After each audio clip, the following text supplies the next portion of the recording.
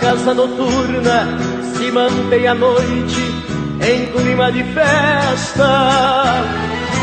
De longe se ouve vários instrumentos de cordas e metais, boêmios bebendo, cantando e dançando ao som da orquestra. Um som estridente que lhe deu o nome de som de cristal.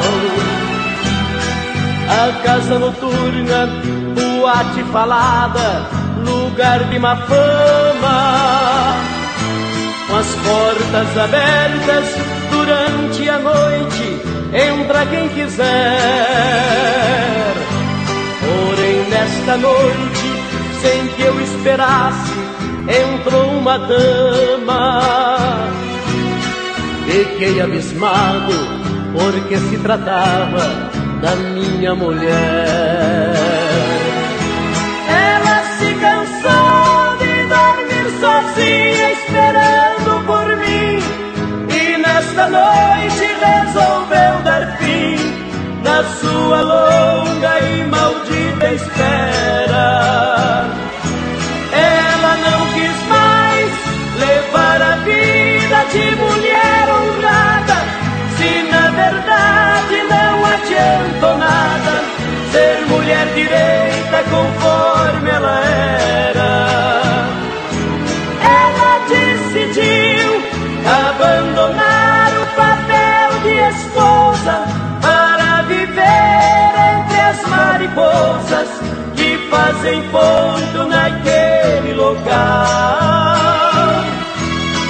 A minha vida, muito mais errante, agora continua. Transformei a esposa em mulher da rua, a mais nova dama do som de cristal.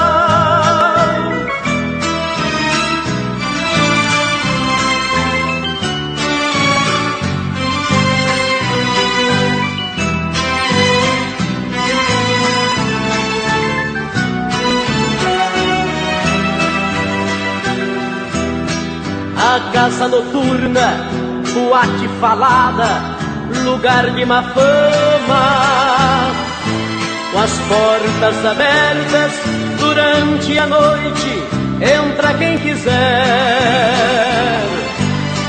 Porém nesta noite, sem que eu esperasse, entrou uma dama.